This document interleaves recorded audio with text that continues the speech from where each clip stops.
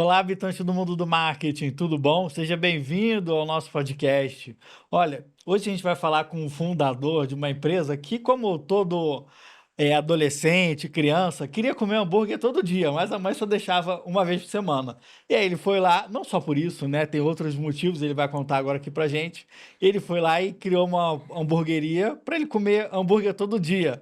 Pô, prazer, Bruno. Eu vou contar o que eu te falei no bastidor porque é verdade. Quando eu comecei a faculdade de marketing, era o mundo do marketing que era a única, né? Era o único meio ali.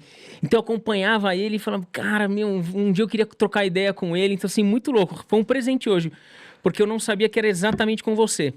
E aí, quando eu te vi, eu falei, nossa, eu não acredito, o Bruno tá aqui e tal. Puta, cara, Ah, ó, que isso, demais prazer, mesmo, sério. É prazer. um. A gente que é dessa profissão, é uma baita honra, porque você é um dos precursores, um dos caras que levantou essa bandeira e difundiu ela. Então, realmente, tô falando de coração. Legal. Prazerzão Agora mesmo. você vai dar aula aqui pra gente, É, então, né? coitado de mim, mas vamos contar meu case, né? É muito bacana. Vamos contar esse case aí que você sempre foi incomodado, né, com o status quo e É. criou a sua própria hamburgueria, não só por gostar tanto de hambúrguer, mas por também gostar da experiência do cliente, né, por promover uma experiência do cliente boa, uma experiência do funcionário bom, por ter uma cultura bacana e também por ter o hambúrguer ali de mais original possível, né? Total, você falou essa coisa de, né, status quo. Eu, antes de eu abrir o Pets, eu estava fazendo uns cursos de. É uma palavra meio louca, mas é o sobre futuro, né? O futurismo, né? E futurismo não é mãe de Ná, é uma ciência ali, né?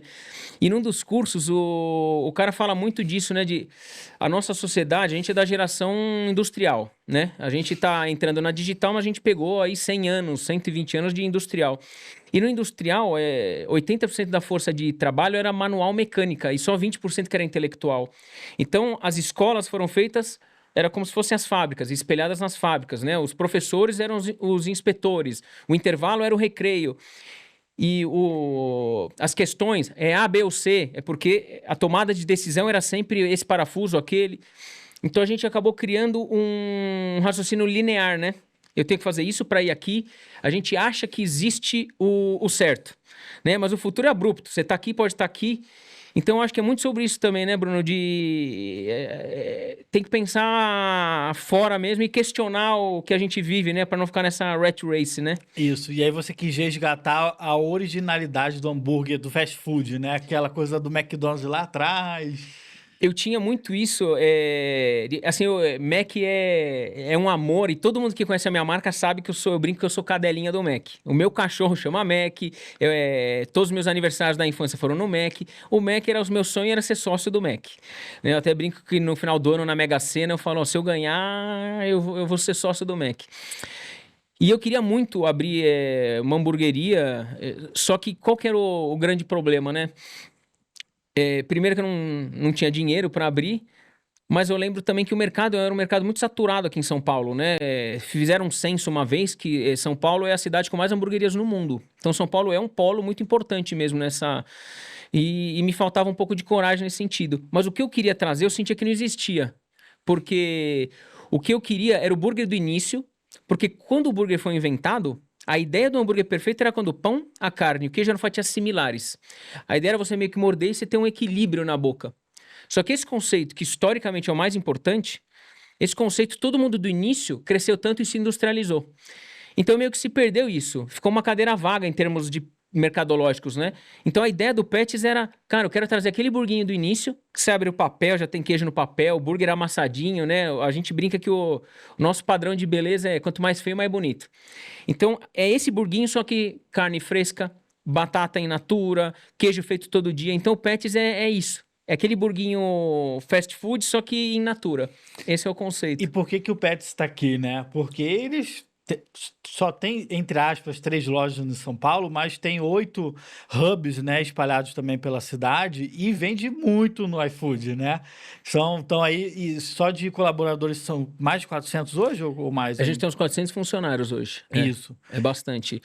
E conta um pouquinho da história quando você pensou em abrir a primeira loja também, né?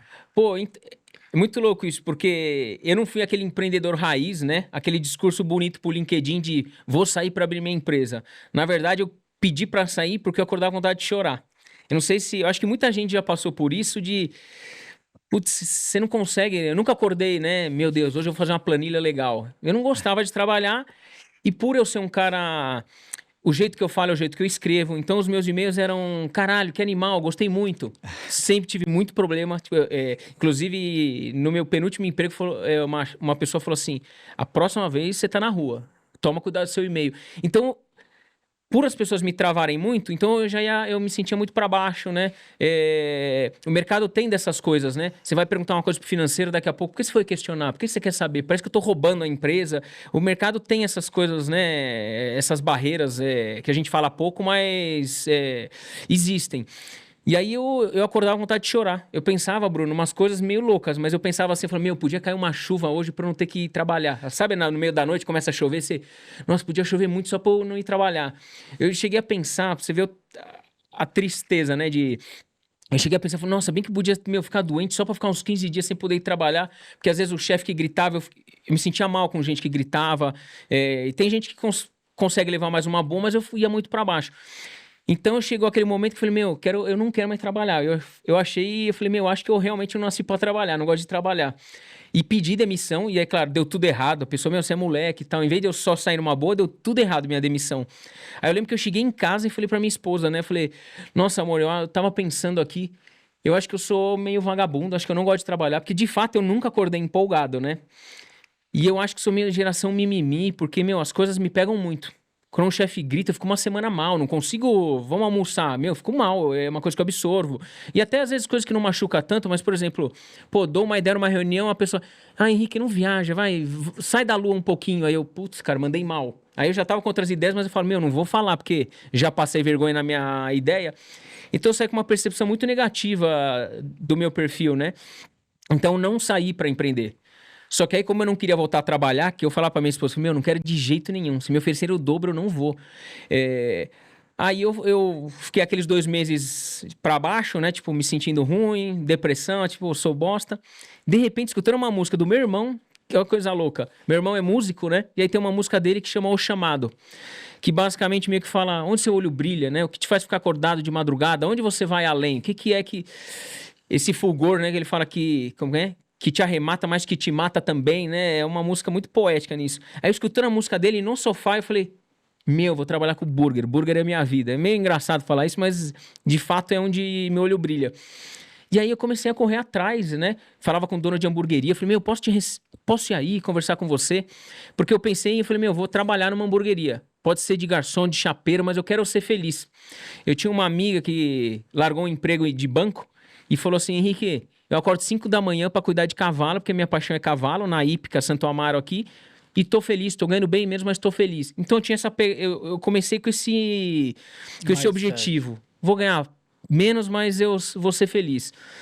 E aí, conversando, às vezes eu falava assim, como eu sou muito apaixonado por burger, eu falava assim, às vezes pra uma hamburgueria, falava pro dono, meu, e esse pão é o pão mais bonito do mundo, o melhor pão do mundo. Como você descobriu esse pão? Aí o cara, ô fulano, esse pão é da onde? Aí o cara não sabe o pão. Eu comecei a tomar uma confiança. E aí eu falei, Bruno, eu falei, quer saber? Eu vou abrir minha hamburgueria. Eu acho que tem chance. Eu tenho amor, eu tenho. Tem gente que tá dando certo e não. Eu sinto que não tá botando tanta energia. Vou abrir uma hamburgueria.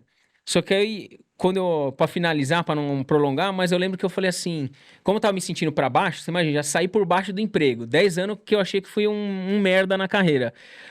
Aí eu tinha na cabeça, eu falei, meu, eu tenho uma arma com uma bala. E o sucesso que eu digo, que é se realizar, ser feliz, tá lá longe. Eu vou estudar todo dia muito, muito, porque eu só quero atirar quando eu estiver muito perto do alvo pra acertar. Porque se eu atirar e errar, acabou minha vida pra sempre, que eu vou ter que voltar a trabalhar, né? Então foi um ano de estudo, assim, foi um negócio que eu caprichei muito. Tinha dias que eu pegava uma folha de papel e falava assim: o que tem numa empresa? Desmiuçava todos os conceitos. Tem que ter posicionamento, tem que ter conceito, tem que ter um uniforme legal, o som, tem tudo. Mais de 100 itens. Aí todo dia eu trabalhava só em um. Falei, meu, hoje eu vou fazer o melhor conceito que não existe. Como eu faço um posicionamento? Como eu vou posicionar de um jeito que não existe ainda? E ficava assim. E tinha dias que eu também pegava a folha de papel e, meu, eu quebrei. Por que eu quebrei? Aí eu ficava, porque eu não sou bom na operação, porque eu... Então foi uma batalha nesse E sentido. não tinha inteligência artificial. Putz, ainda não. Imagina Fez que falta tivesse, mesmo, né? porque... Mas também te deu espaço para você ir para a originalidade, né? Para uma é, coisa mais genuína, que é o que você queria resgatar, né? eu Essa posso falar, nostalgia. Bruno, uma das coisas daquela linha que tinha Deve. mais de 100 itens, pra você vê como tudo, né, é marketing, né? Uma das linhas era posicionamento. Qual é o seu posicionamento, né? Porque muita marca nem pensa nisso, né?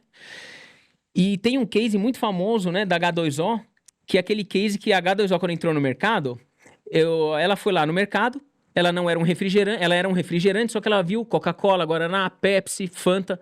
Pô, como é que eu vou brigar com esses gigantes? Só que ela foi na gôndola de água, água, água, água. Ela falou, cara, é aqui que eu vou brigar. Aí ela se posicionou como água levemente gaseificada e graças a esse posicionamento ela virou o que virou, né? Eu acho que depois de um ano perdeu na justiça, voltou a ser refrigerante, mas ninguém sabe disso.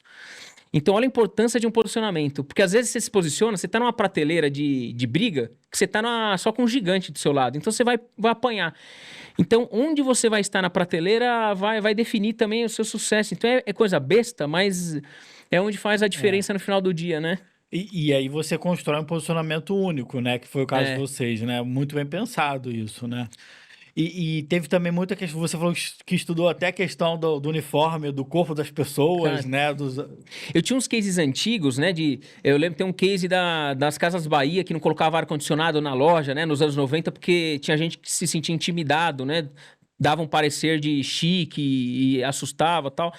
Então, como em shopping eu tinha muito acesso, trabalhei no mercado de shopping, né? Na administração.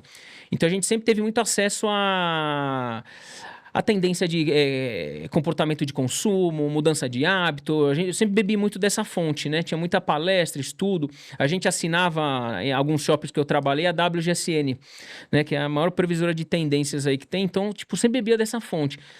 E aí eu queria estudar tudo.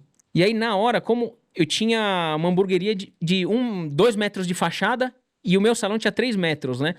E eu pensava, meu, como eu faço. Não tem nem. Tem 2 lugares para sentar. Como eu faço para vender mais, para as pessoas quererem entrar? Então, desde esses atritos de tirar a porta, porque uma porta é um atrito, né? É muito do raciocínio do site, né? Que para comprar um sapato são 36 cliques. Pô, eu quero que comprar um sapato com 15 cliques. Corta aí 11, né? Então, eu queria cortar todos os atritos possíveis. Então, desde a parte, né, de eu projetar o balcão para frente, meu balcão ele é menos de 1 metro da rua. Então as pessoas conversam muito, perguntam, né? Eu tiro essa barreira pô, vou ter que entrar dentro de um restaurante para perguntar o que é. E até o corpo de funcionários, né? A gente tinha, quando inaugurou, era um aposentado, um estagiário, a Luli, que é uma menina com síndrome de Down, que hoje está no marketing, e eu. Então, assim, as pessoas se sentiam também abraçadas, né? Eu acho que quem nunca, num shopping, não se sentiu intimidado quando viu 3 homens esperando numa loja ou 3 mulheres da mesma idade. Então, são coisas parecem bestas, mas que influenciam demais, né? Então, a gente estudou nesse nível, assim, foi muito estudo. E aí começou com a loja, aí depois teve o iFood. Como é que foi esse processo? A gente começou só loja, Aham. e aí a gente meio que hypou instantaneamente, assim. Foi Uhum. uma coisa muito louca. Aí foi crescendo, crescendo, crescendo. A portinha, meu, teve um mês, acho que com 6 meses, a calçada ela cedeu. Porque era uma rua muito vazia, né? Não era um lugar nobre, não era um Itaim, né? E a calçada cedeu, teve que fazer uma reforma na rua. Pegou o asfalto Então foi muito louco. Caraca. E aí, com um ano, a gente abriu o iFood. E no iFood, era uma época que tinha pouco delivery, o delivery ainda pequeno, e o que tinha de delivery era o cara entrava dentro do restaurante, às vezes o próprio restaurante falou, ó, espera aí fora, né? O cara não podia pedir um copo de água, não tinha ainda essa estrutura. Então a gente montou o delivery também estudado, né? Meu, como a gente faz para o cara se sentir à vontade, para ele entregar melhor, entregar mais rápido, para ele ver né? Então o delivery nasceu com esse DNA forte. Eu acho até por isso que na pandemia a gente cresceu tanto, que tinha um delivery muito efetivo, né? Fazia uma entrega. Eu lembro de uma pessoa falando assim: puta, ia tirar uma lasanha do meu freezer, mas eu pedi pet porque era mais rápido. Então você vê que ó, a gente transcendeu, né, naquele nível de consumo, não era só porque é bom o produto, mas da rapidez, né? Então acho que o delivery foi uma ferramenta que catapultou muito a gente. E teve também na pandemia, Bruno, a oportunidade de marketing que surgiu para nós era que todo mundo foi para a linha de largada, né? Naquela maratona de uma marca Vocês já aparece mais ou menos, estavam. todo mundo foi para a linha de largada. Não importa se era o McDonald's ou se era o Pets, que era um pequeno, todo mundo era a mesma coisa, né? Porque todo mundo fechou e ficou ali. Então foi uma super oportunidade de, como eu saio primeiro? Como? Então a gente fez ação no dia 1 da pandemia, a nossa ação. E não foi uma ação, pô, precisamos fazer uma ação para bombar. Mas foi uma ação que nasceu genuína, mas foi uma ação que, mudou muito. Catapultou muito o nosso delivery em termos de faturamento, né? Que a gente comprou todos os chocolates do vizinho, que era um mercadinho vizinho. Sabe aquele mercadinho que o dono fica na frente e tal? Ele ia fechar e a gente falou, não vai fechar não. Aí a gente fez uma campanha e falou, vamos comprar tudo e vender no delivery. Mas com a cartinha, com a foto dele fazendo joinha, a gente fez desse lado.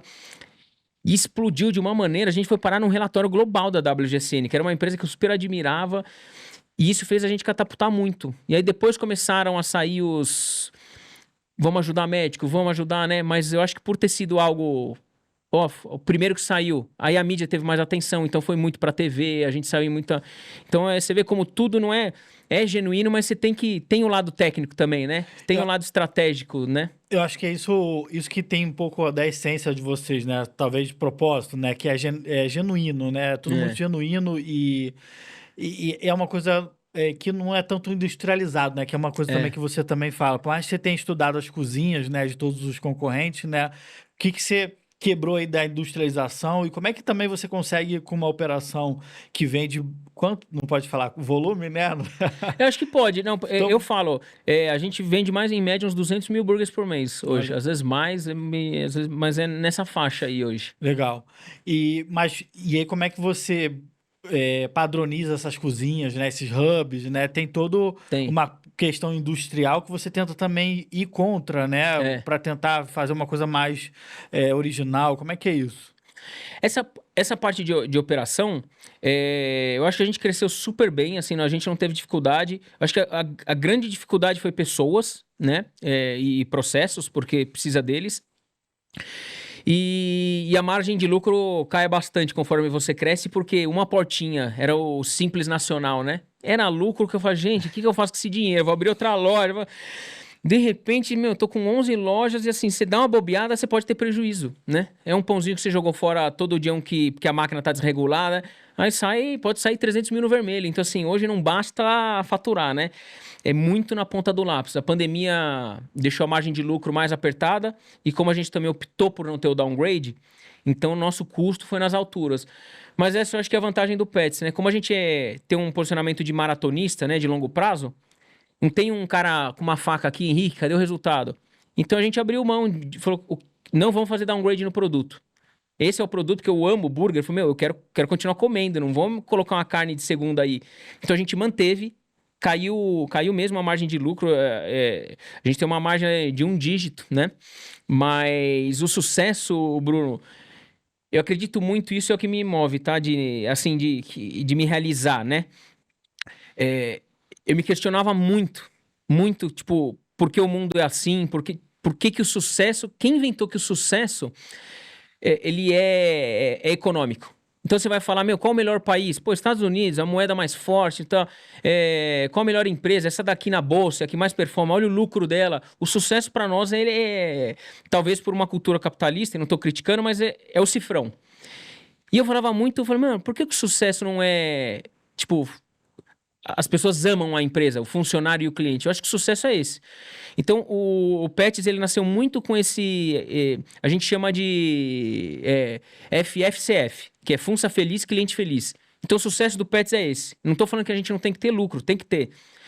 Mas muitas vezes a gente abre mão ali porque não é sobre isso. Como a gente é uma marca que quer ser eterna, então ela não é sobre entregar resultado, lucro toda hora, porque... As pessoas estão buscando coisas verdadeiras, coisas, né? Estão buscando ser humano. Eu confio em você, se você falar, Henrique, vai nesse restaurante. Agora, se um CNPJ falar, vem aqui, eu não confio. Então, eu peguei tanto trauma do CNPJ que eu fui pro marketing do CPF. Eu falei, o Pets não é CNPJ, é CPF. Então, a gente tem esse lado meio rasgueira, vamos dizer assim, mas é muito proposital. Nonsense, né? Mas é um lado que traz um super resultado. E porque o gap entre a empresa e o cliente ele foi diminuindo com o tempo, né? Com a gente trabalhando. No começo não foi fácil. Tinha cancelamento por ser transparente. Eu lembro uma vez eu postei, a loja tá fechada porque tá com vazamento de gás. Uma pessoa que trabalhava com assessoria de imprensa falou, que é um imbecil que tá cuidando dessa marca, um absurdo, você não pode fazer. Tipo, tinha muito cancelamento por essa transparência. Só que hoje, olha que legal como vale a pena investir, se acreditar, né, em coisas diferentes. Eu tive um problema seríssimo que até poderia depor contra a minha marca de incompetência, né? A gente ficou sem batata. O cara falou, a nossa batata vem de navio, e aí ficou parado no porto e falou assim, vai ficar um mês sem batata. Você imagina uma rede ficar um mês sem batata. É uma crise de CEO, CMO, né? De gente importante para resolver, né? A gente, na hora, saí da reunião, falei, vou escrever uma carta. Escrevi uma carta, falei, e foi basicamente, vamos ficar sem batata. Desculpa, demos o máximo. Como a gente vai ficar sem batata?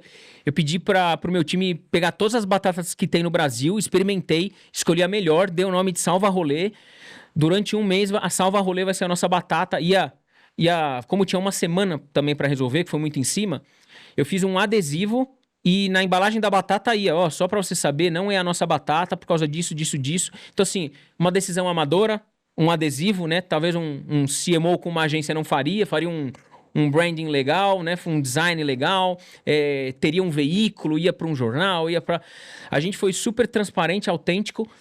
A venda de batata no mês, a gente aumentou quase 30%. Tipo, a galera, vou comprar só por causa disso. Então, assim, olha como gera frutos. Uma crise, a gente vendeu 30% a mais um produto que fez um... Eu não lembro no geral o quanto que... Mas um puto aumento de venda também, por a gente ser transparente e autêntico. Por isso que eu falo que nem sempre o melhor CMO e mais profissional pode combater uma transparência, uma autenticidade. Então, às vezes, é melhor isso do que né? Nem o mais alto CMO, às vezes, pode resolver, né? Nesse sentido, né? É mais pelo posicionamento mesmo seu, né? Poderia ser um CMO lá com essa cabeça, com esse drive. O problema é que, às vezes, as empresas, elas são mais engessadas, né? O cara nunca vai... Imagina, se faltar batata frita no McDonald's, alguém vai ser demitido, né? Então, assim... Total. E a verdade do McDonald's, se ele meter um adesivo lá, também a galera vai cancelar. Porque ele não tá nesse drive, ele não tá, né, nessa linha, né? Vai dar um problemão mesmo. Mas isso que você falou também que eu queria comentar sobre pensamento de longo prazo, né? Eu acho que todo empreendedor, ele sempre tem uma visão de longo prazo muito clara, né? E você tem esse foco também de investir no longo prazo, né? Quanto que isso impacta na operação, impacta no marketing, na construção da sua marca. Eu acho que você pensa na sua marca numa construção de longo prazo, embora tenha se construído uma marca muito relevante em pouco tempo, né? Que vocês conseguiram. Eu acho que essa é a parte que eu mais gosto mesmo, porque é uma coisa que eu acreditava, mas tinha medo de ir. Falei, se eu fizer vai dar muito ruim, né? Porque o próprio mercado dita que é o curto prazo ali, né? É difícil um CMO entrar e falar, tô vendo, não vai ter lucro esse produto, né? Não vai, tem um outro porque objetivo. O CEO, os investidores pedem resultado em ele curto tem uma prazo, faca, né? E só que quando eu trabalhava em shopping, eu comecei a ver que esse trabalho, na minha cabeça eu fiz uma métrica que era assim, para tudo que o marketing pode fazer é uma cor. Então, por exemplo, o shopping, ele é fluxo e vendas, precisa trazer mais fluxo de pessoas e vender mais. Então é o verde e o vermelho, vamos dizer, né? E o curto prazo. Curto prazo eu coloco só, tipo, vida de videogame, né? Então eu falo, cara, por que ninguém ama um shopping? Fala assim, I love shopping metrô Tucuruvi, tipo, porque ele tá no curto prazo e no verde e vermelho. E aí no Pets, o calendário comercial, as nossas ações, eu falo, tem que ser colorida. Se tiver muito verde e vermelho, que é fluxo e venda, é porque a gente está no caminho errado. Então a gente tem muito posicionamento, a gente tem muito relacionamento social, a gente abre o leque para ser colorido e coloca o longo prazo. Então eu criei um negócio baseado em shopping, que eu via só duas cores, né? O nosso é curto ou longo, eu coloco e colorido. Então, quando termina, né? Quando eu tô vendo tudo, tem que estar colorido. Se tá muito fluxo e venda, eu acho que tá errado. Eu acho que a venda pro Pets, e eu acho que cada marca tem a sua verdade. Tem que ser uma consequência. Então a gente não faz venha, promoção, a gente não vai para esse lado, que é um lado que eu tinha muito medo de, por exemplo, a linha de venda é essa. Aí eu faço promoção, aumenta. Só quando eu não faço, eu caio para baixo. Então hoje eu vejo que a nossa marca consegue se manter em vendas sempre relevantes. Quando faz ação, como são poucas, aumenta, mas quando volta, ela não volta para baixo. Porque se eu começar a ir para esse lado de venda, olha, promoção, posta meio-dia para dar fome, é um lado que eu, como cliente, não acredito, então eu queria sair um pouco dessa linha. Não, se você perceber, assim, o McDonald's faz pouquíssima promoção. É. Já percebeu? Faz pouca promoção, porque isso afeta diretamente na margem, Total. né? E quanto às vezes. E óbvio que eles demoraram muito, por exemplo, para ter os cupons que o Burger King trouxe, né? Que foi uma guerra, que foi imposta Eles demoraram a aderir porque isso foi cortar na pele, né? Muita coisa. E hoje tem, ainda tem, mas vê como mudou, né? Você entra no aplicativo do McDonald's, você não tem tantos cupons quanto você tinha no começo, quando eles lançaram o cupom. Cupom específico para produtos específicos, isso aí hoje em dia, nesse mercado, é bem complicado justamente pela margem, né? E apertada. eu acredito muito, eu não posso afirmar aqui porque eu não tô nos bastidores, mas acredito que essa briga que ele foi puxado, essa briga que ele foi puxado para estar não é uma briga boa, porque você condiciona ao preço e não ao, né, você não vai por qualidade ou porque você condiciona num lugar, numa caixinha ruim. Sim. E eu sei que tem outros, não só o Mac e o BK, tem outros que brigam com eles, apesar de ser menor, mas é um gigante também, que ele tem que entrar nisso, porque ele perde muitas vendas quando começa aí, então ele tem que entrar e ele já está meio esgotado, então assim, é um ringue que eu não quero estar, porque deve ser bem complicado, é uma seara complicada ali, né? Bom, você falou de BK, você fez uma ação inusitada aí com o BK, né? Pô, cara, o Burger King, eu vou falar, ele deu um presente pra nós, porque um produto meu foi vendido nas lojas do Burger King. Se imagina se chegar no Burger King, tem o Combo Pets. E o que a gente fez, assim, o nível da disrupção, Bruno, não foi... Porque eu sempre falo, collab tem que ser verdadeira. Essas collabs meio empresta a marca do outro, mas não rolou algo verdadeiro, não vale. Tem que ter verdade, porque... Enfim, as pessoas não são bobas, né? Eu brinco com aquele marketing anos 90, a Xuxa. Use Monange. A gente sabe que ela não usa Monange. Então, assim, não pode, faz verdadeiro. Então, o do BK, o que a gente fez de fato, eu comprei os produtos do Burger King. O caminhão do Burger King chegava para entregar o pão do Burger King na minha rede. Tanto que na primeira entrega deu um problema na loja que eu tava, porque o cara não queria entregar. E eu lembro dele falando assim, meu amigo, se eu entregar isso aqui com esse logo, eu tô na rua amanhã. Então, assim, ele não queria entregar porque ele viu que não era o logo do Burger King e é um pão exclusivo do Burger King, não é um pão de mercado, né? Então, a gente, de fato, juntou as duas marcas para fazer um produto, metade produto dela, metade meu produto. Trocamos uniforme, trocamos letreiro de loja. Inclusive, é uma coisa que eu falo, pô, me orgulho muito disso. Esse modus operandi de trocar loja, pintar a loja, trocar letreiro, trocar uniforme, a gente começou nesse mercado e foi uma coisa que o mercado abraçou muito. BK faz muito hoje, E eu vejo, tem uma frase que eu falo que eu não lembro onde eu li, mas que é muito verdadeira, né? Que você tem que ver a concorrência. E quando eu falo concorrência, é no bom sentido, não no sentido de um inimigo, mas é pelo termo da palavra ali, de mercado, né? Você tem que ver como termômetro, né? E não como bússola. Porque tudo que a gente faz é porque a gente está falando tanto com o nosso cliente que a gente acaba sendo ter esse comportamento de líder, né? De trazer inovação, porque a gente está muito em contato com ele e no nosso negócio. Se você ficar vendo o que o mercado faz, toma como bússola, você se comoditiza, e o resultado é aquele que a gente sabe, é o mesmo, ou o mesmo para pior, né? Então essa ação do BK foi muito legal, porque ela quebrou muito paradigma, né? Então você teve um hambúrguer vendido no BK e a batata frita... Tinha um combo Pets no BK e tinha era o Stacker Pets, que o Stacker é o segundo mais vendido do Burger King. E aí a gente teve o Stacker Pets, que era metade nosso, metade do Burger King.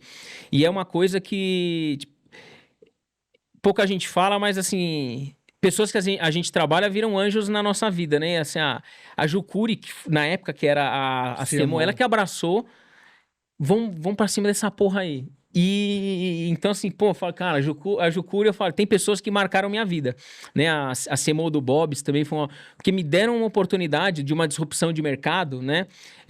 A gente conseguiu também mostrar o nosso resultado para eles, e eles beberam da nossa fonte, né? Claro, teve a parte que, pô, a gente pega todo um o monstro que eles são, né? E nos deixa maior, mas a gente teve uma entrega também, né? Uma marca muito querida, muito engajada, né?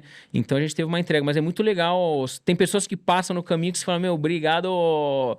Porque não é fácil, Bruno. Assim, a disrupção não é só uma ideia. Tipo, a É uma gente. operação, né? A gente De teve uma guerra. ideia que, tipo, cara, Que vamos envolve mandar jurídico. a gente falou assim, vamos mandar o Sal pro espaço? Meu, na hora já.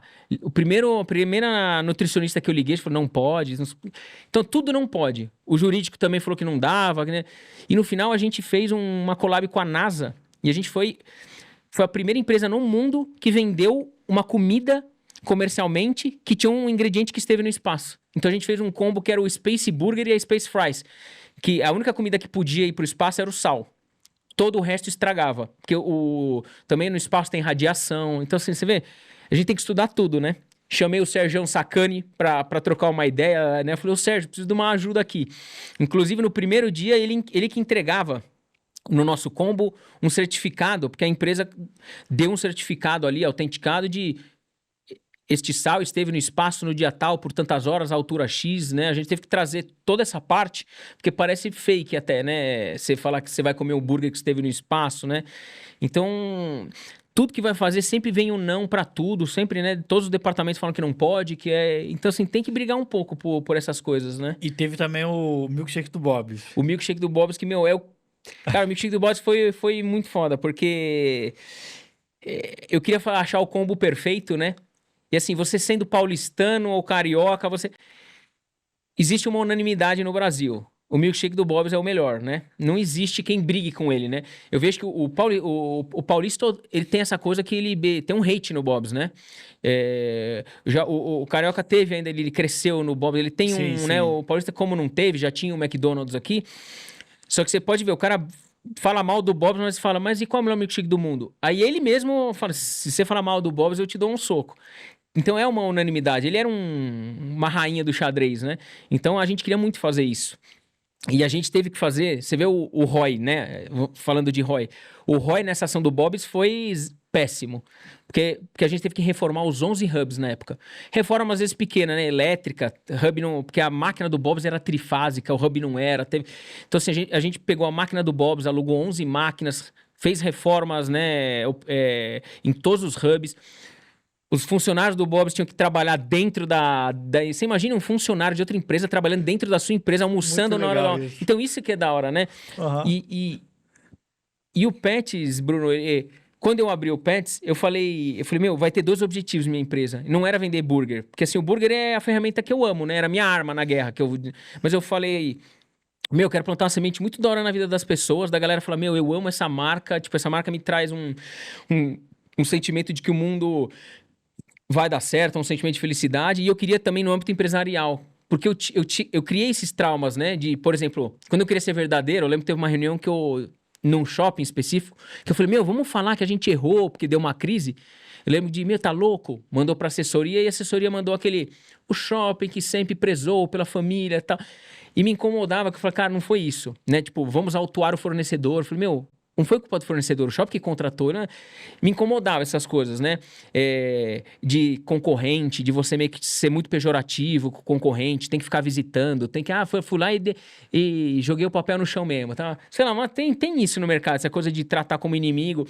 Então eu falei, ó, plantar uma semente nas pessoas no âmbito empresarial, mostrar que, meu, tamo junto, não é... O cliente vai, né? O concorrente do cliente, eu acho que o João Branco fala muito isso, né? Se seu olho não estiver brilhando, você não faz nada para melhorar, tá? É aí que é o seu maior inimigo, né?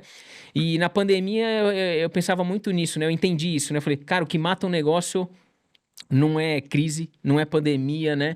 O que mata um negócio é inércia.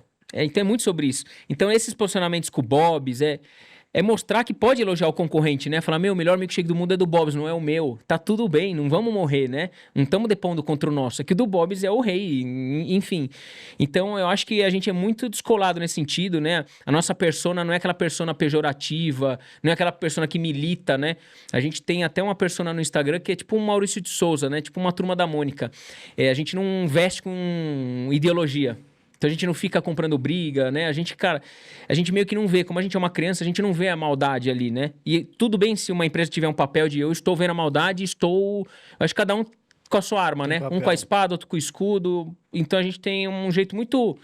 Eu brinco, tipo um Bob Esponja meio sem noção, curte um hambúrguer, mas sem noção, fala umas besteiras, mas não é com maldade. É isso, o Pets é meio essa criança meio sem noção, né?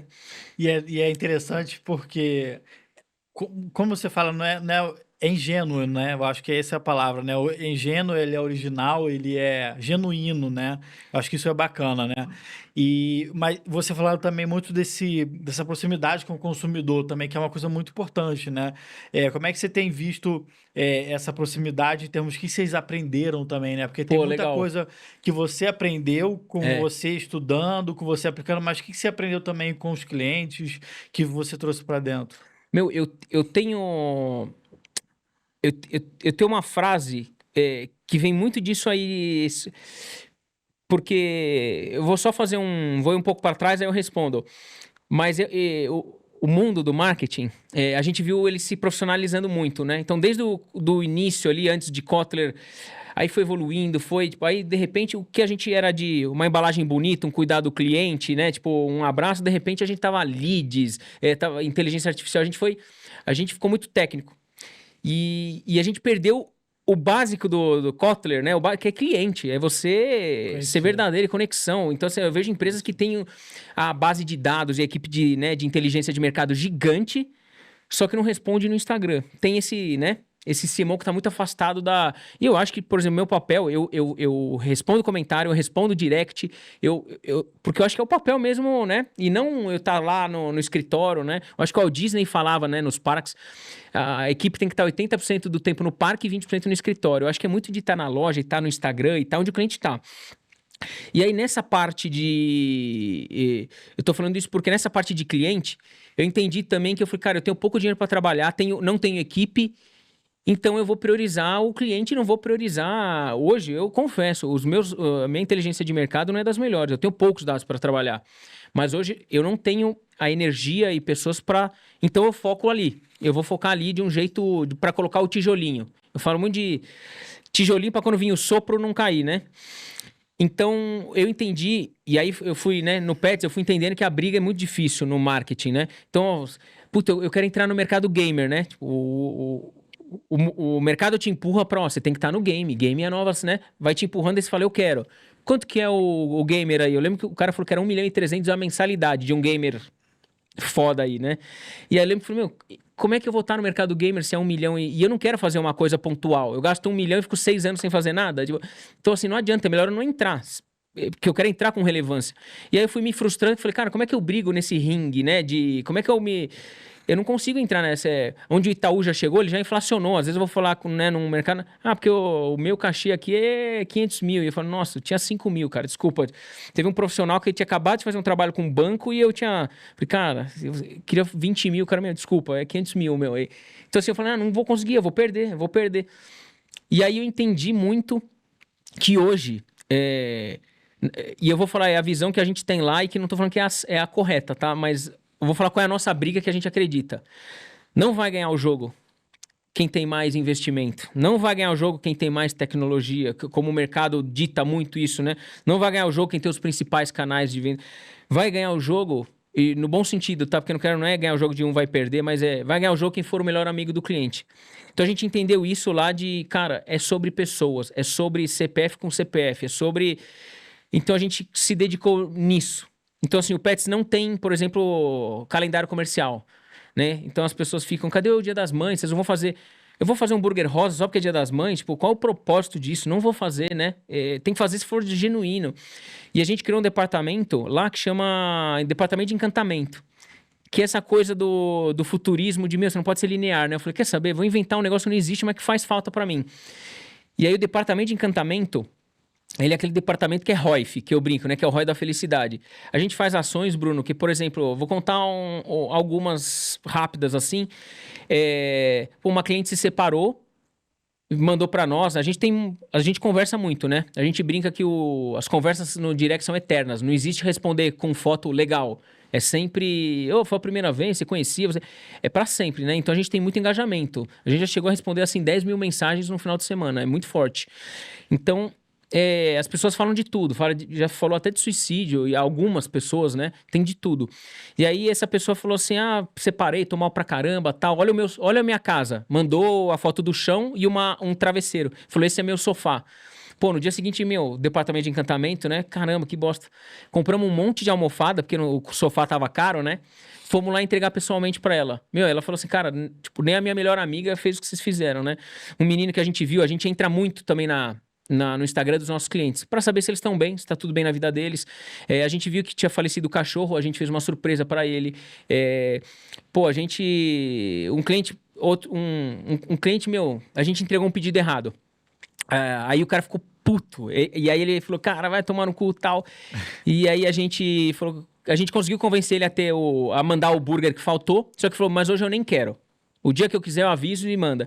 E aí, meu, umas 2 horas depois ele fez um desabafo, né? Ele falou, essa semana não é a minha. Primeiro tomei Pelé do McDonald's, depois tomei um Pelé da Pizza Hut, agora quem diria, até o Pets me dando Pelé, que bosta. E aí a gente guardou isso nessa frase dele. E aí quando ele pediu, na mesma semana ele pediu, no final da semana, falou, manda aquele burger lá. A gente mandou uma Pizza Hut, mandou um McDonald's e mandou o Pets. E aí colocamos, essa reparação histórica que, né, não pode acontecer isso com você e tal. E é sobre isso. A gente fala, quando erra, fala, mal, cagamos no seu pedido. Não pode falar, vamos averiguar. Fala a verdade. A gente fala de um jeito muito informal mesmo. Puta, que bosta. Peraí que eu vou correr atrás. É muito sobre... Eu acho que quanto mais a gente humaniza, também vem aquela coisa do gap, né? As pessoas, elas têm empatia, né? E o gap entre a empresa e o cliente, ele vai sumindo. Tanto que, né, a batata a galera ajuda em vez de xingar, né? Então, acho que é muito importante isso, é ser CPF. A gente tem esse drive muito forte. Só que o departamento de encantamento, a gente nunca posta nada. Eu até ia comentar com você lá num papo que a gente estava tendo, que eu falo... eu quero que seja um negócio de coração. Eu tenho medo de passar uma mensagem, que não é uma mensagem que a gente quer passar, que é de mostrar que a gente é amigo, né? Então eu tenho medo de, viralizar com... Por exemplo, eu visitei uma cliente na UTI. A esposa dela mandou, a Sushi, o apelido, né? A Sushi tá muito mal e tal. A gente como empresa foi lá Eu fui num casamento semana passada, eu e um atendente. O cliente convidou eu e o atendente, a gente foi de gravata borboleta, ele pediu pra gente ir uniformizado. Colocamos o terno.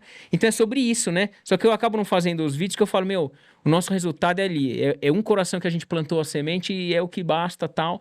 Então a gente acaba não mostrando isso para não parecer que a gente tá com a intenção certa. Então a gente vai muito nisso, mas o departamento de encantamento, ele faz umas coisas assim que, por exemplo, uma cliente, ela ama tanto a gente que ela queria fazer um negócio, ela falou, vou ficar 6 meses sem comer pets. Como é que chama? Como é que é? Ela prometeu que... Promessa. A promessa era não comer pets. A gente mandou uma salada pra ela, de outra empresa. Não é sobre ter que agradar com o meu produto, né? É sobre você ser amigo mesmo.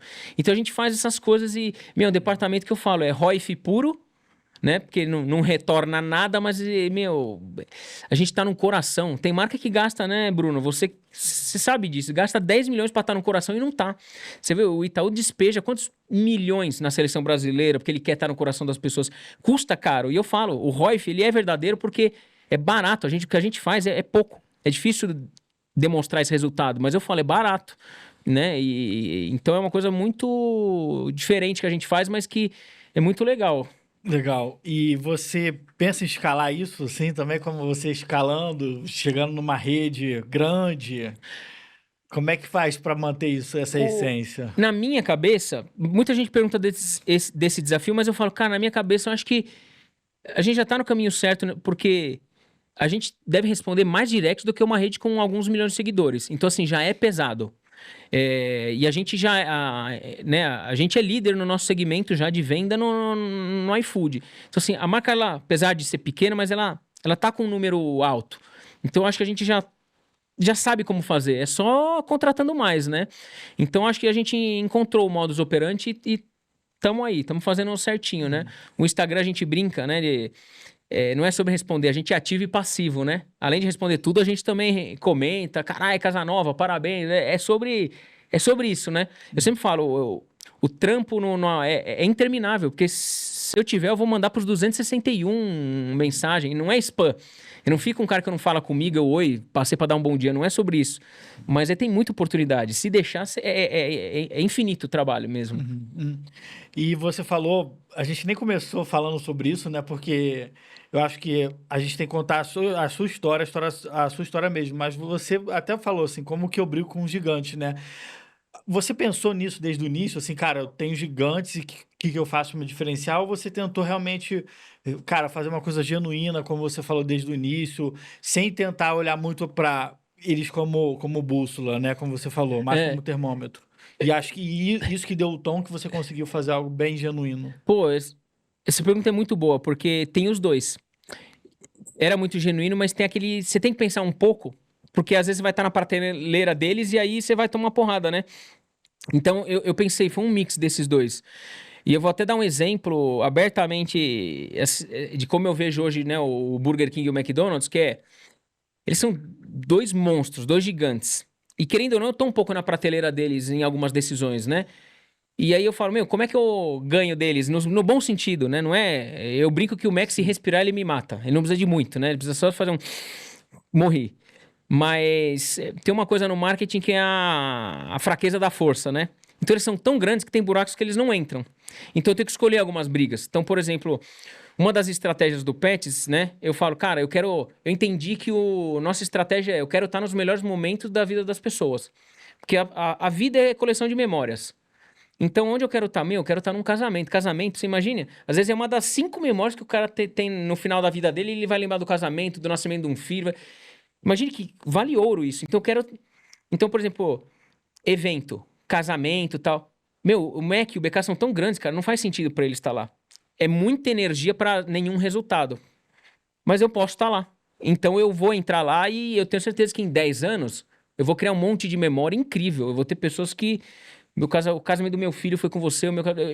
Então a gente vai se dedicar, a gente chama de Making Memories, o departamento de eventos, para se dedicar nesses eventos que assim é zero lucro, muita energia, muito desgaste, mas que o longo prazo vai trazer um resultado. Até na formatura lá do pessoal que vai pro Porto Seguro, Pô, né? esse aí é minha paixão, cara. Que é uma coisa, tipo, não compensa pro Burger King tá lá, a operação, o custo, né? Tipo, é isso. Conta, Pra mim, conta, conta aí. eu acho que quase que a maioria das pessoas, dos alunos no Brasil vão para Porto Seguro, né? É a viagem de Não se forma. formatura. As pessoas falam muito, né? A viagem da vida, né? É um termo que eles falam lá, os alunos, né? Você vê nos comentários ali, viagem da vida e tal. Quanto custa você estar nesse momento, né? Só que às vezes a empresa quer estar nesse momento, sei lá, a empresa é vermelha. Eu quero que todo mundo que chegue ganhe uma camisa vermelha. A empresa entra meio torta, né? Ela esquece que é como eu agrego, né? Eu acho que a estrela na viagem de formatura é a forma. Porque a forma que ela é amarela, o aeroporto é amarelo, é tudo amarelo. Então, assim, eu não quero passar vergonha. A forma que é a estrela. Então, nossa embalagem lá é amarela. Nossa embalagem, a forma é um chapéu, é uma toga. Nosso bibico, né, é uma toga lá. A gente tá dentro desse universo, a gente mudou a embalagem, é uma loja diferente. Então a gente meio que tá agregando nessa viagem da vida deles. E aí a gente tá no terceiro ano e assim, o que já trouxe de resultado para nós de formatura que a gente fez, de aniversários, os clientes eles pedem para assinar às vezes a bag que eles guardam, eles pedem para os amigos assinarem a bag para guardar.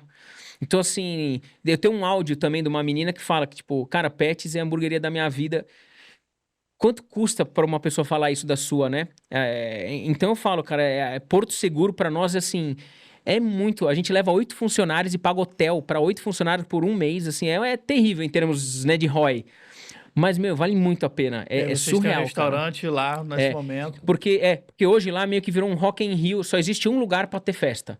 Antes era festa na cidade toda. Hoje é só um lugar. Então eles montam uma arena com roda gigante, montanha-russa, e a gente é hamburgueria desse lugar. E pra nós, nossa, cara, é assim, é muito legal, Bruno, eu vou pra lá e eu sinto, eu vejo a galera, tipo, comendo, se abraçando, a galera às vezes tá muito louca, então come, meu, fica muito engraçado, né? Então, assim, vale muito, assim, é muito sobre isso, né? Encontrar lugares que eu consigo brigar, que às vezes né? Eu brinco, se o Mac já tá no Rock in Rio, eu vou pra base, que é a forma, né? Né? Eu vou na base que eu consigo pegar, né? Mas é no bom sentido, né? Não é... Eu não vejo essa briga com o Mac, porque, desculpa, né? Olha o tamanho... muita pretensão falar, né, de briga com... Eles são deuses, assim, no bom sentido. O Mac, o que ele construiu no Brasil, ele transcende o consumo. Não é sobre... Se o cara fechar o olho, ele vai, chega e ele pede um hambúrguer. A gente nunca se compara ao Mac porque o número do Mac é surreal mesmo, Mas né? agora vocês são pets, então É. já tá no coração de muita gente, né? A gente, inclusive ontem um cara me mostrou uma tatuagem. A gente já tinha tatuagem nossa, mas um cara ontem falou assim: ó, a tatuagem que eu fiz, é um logo nosso na coxa lá. Olha. Então a gente tem algumas pessoas com tatuagem, né? Mas eu mesmo falo: meu, você é louco, velho. Nem eu faço, meu, tá louco.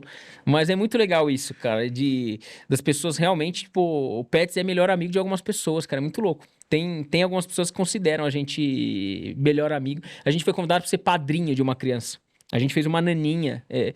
Então é muito louco isso, né? Mas tá muito angariado nessa coisa do CPF, né? O Pets, cara, é muito sobre isso mesmo. É muito da hora. Obrigado, viu, meu cara, por tu contar um pouco dessa essência de vocês, né? Como você começou lá falando do posicionamento, né? E aí desdobrou tudo que você contou e é uma inspiração para muitas pessoas que estão aí empreendendo ou fazendo ou querendo fazer um marketing diferente, né? Porque existem vários mercados que têm grandes, gigantes, né? E que tem os pequenos, os médios também que estão buscando seu espaço e aqui você conseguiu trazer muita inspiração. Obrigado, viu? Pô, da hora, Bruninho. Agora que terminar, depois...